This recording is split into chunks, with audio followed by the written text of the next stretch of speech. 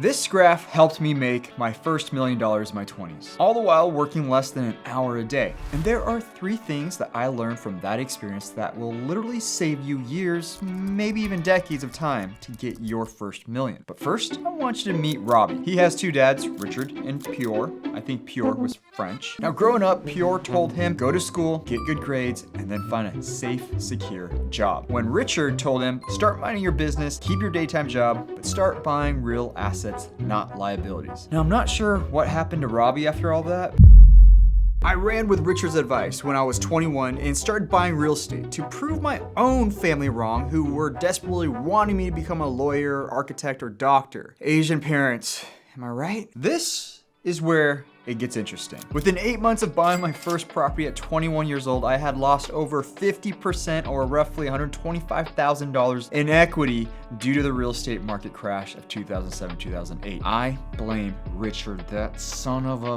I thought I was supposed to be buying assets like real estate to become rich, but I was missing something. Knowledge. Oh, did I mention that Richard also talked about that graph that I showed you at the very beginning? And if you never want to work for somebody else ever again, you need to go from here to over here. And that's what I did, or tried to. You don't need to find a better job that makes more money. It's almost impossible to save your way to $1 million in a reasonable amount of time with a traditional job. We need to look at making money from a different mindset. This is what that means. We've got 2 axes here, time and money. Here, it's low, and then out here, it's high. Now, starting in the first quadrant, we have where 98% of us start employed. Whether you work for Starbucks or Tesla, if you have a W-2 income, steady paycheck, this is where you're at. Next, here we have folks who are self-employed. Think real estate agents, contractors, consultants, coaches, and freelancers. They are able to make more money, many times a lot more money, because they're no longer constrained by a traditional job. But their time is still very much limited because they are still trading their time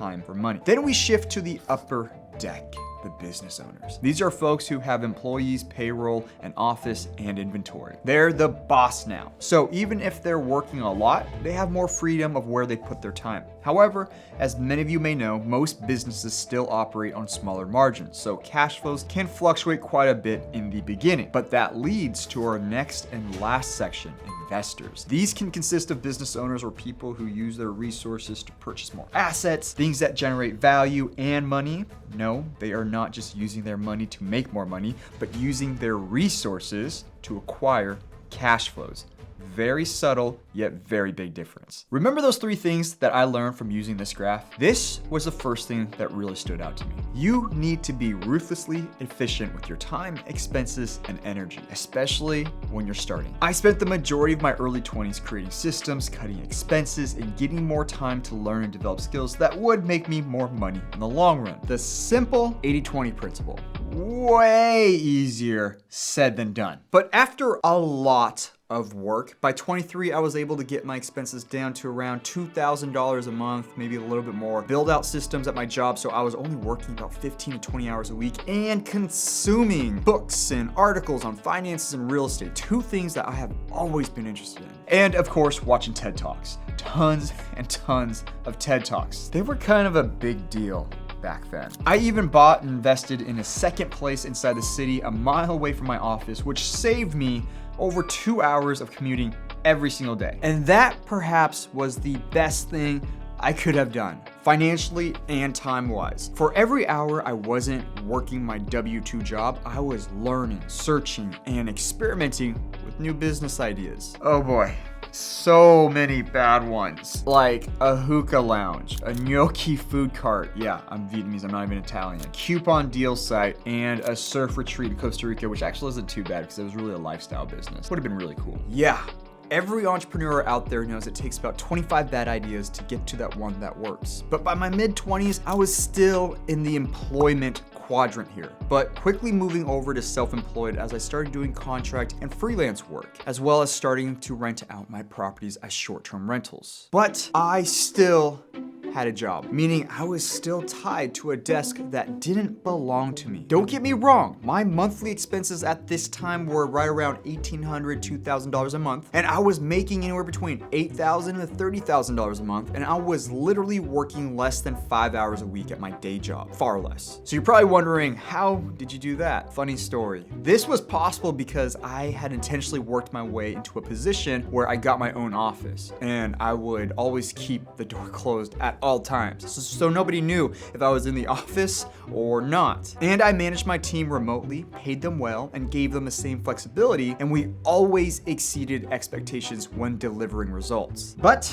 there was a problem. It's a funny thing what you can get away with when you are making someone else a lot of money. But I knew my time was short with the company, because once I got the taste of being an entrepreneur, I could never work a 50-hour week for somebody else again. No matter how good I was at my position or my results, nobody would approve of me working only 4 or 5 hours a week. So I knew the clock was ticking for me. So was that the secret to getting out from under a boss? Just get a few rentals and be super efficient with your expenses and job?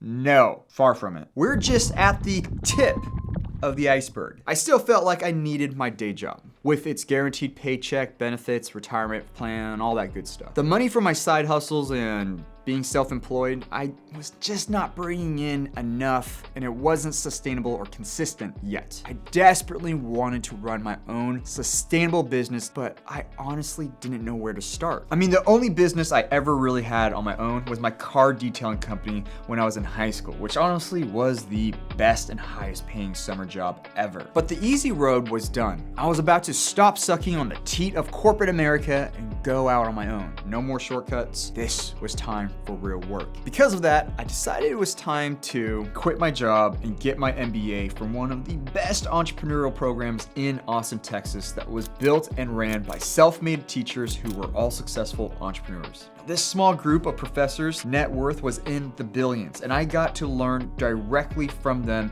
in a curriculum they made to teach other entrepreneurs what they wish they had known from when they first started. Now, we all hear you have to pay attention to school, get good grades, push yourself, and go to university, get your degree, blah, blah, blah, blah, blah, blah. This was different. I was learning from a group of people who I actually respected and wanted to be like. Have people who have accomplished what you want to achieve teach you, literally. Whatever challenge you're facing or goal you're trying to achieve, in my case, it was moving from being self-employed to business owner, there are countless people out there who have done what you want that can actually teach you. The thing that I have learned the hard way is that it's almost infinitely easier to learn from an expert than try to bumble your way and try to learn on your own. So you don't have to spend months, or in my case, years, trying to figure it out all by yourself. Every person goes through this. This is why I'm so adamant about learning from experts. But sometimes even I don't always practice what I preach.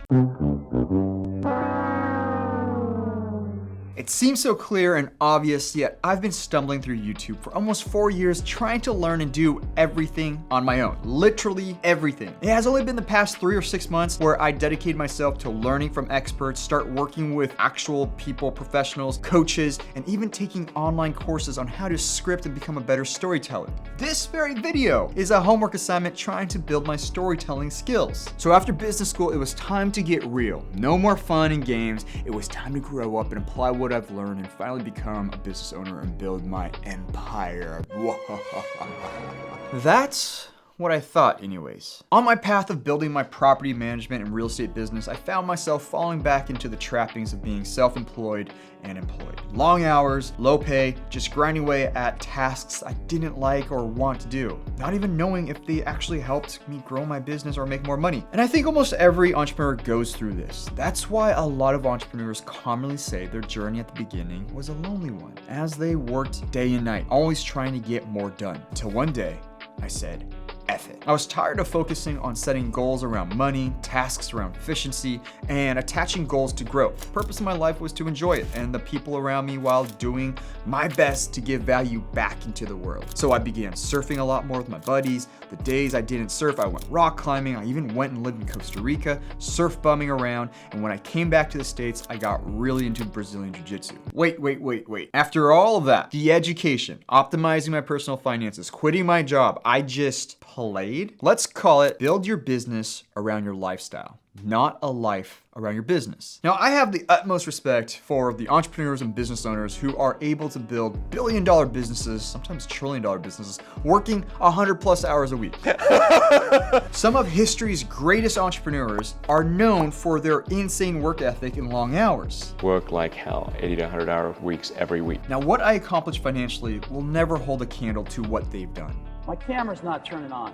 Maybe I'm wrong, but I don't think working 18 hours a day for a lifetime is worth it. I honestly still don't know the right answer though, because they've literally changed the trajectory of humanity. But because I started to pursue things that I was interested in and built a business around it and having fun in the process, I naturally became better and more successful at what I was doing. And as it became more successful, I had more fun, which made me more money, and the cycle continued. And now I'm at the stage where I can actively invest in not just real estate in my own business or businesses, but I'm able to shift quadrants again and begin investing and buying other existing businesses. Now, this all seems backwards, doesn't it? But even though it seems counterintuitive to own more businesses, make more money, but work less hours, I think that's the key to success. Work really hard in areas you're skilled at and would actually like to build a life around. You get rewarded for doing better at what you already enjoy and are good at doing. Seems pretty logical to me. Now, by the end of this year, 2023, my goal is to own and manage 6 different businesses, double my investments, and passively cash flow $500,000 a year, while working less than 5 hours a week, of course. I honestly am not sure if I'm able to achieve that, but my journey through this graph sure has given me courage to pursue bigger dreams while having more fun and enjoying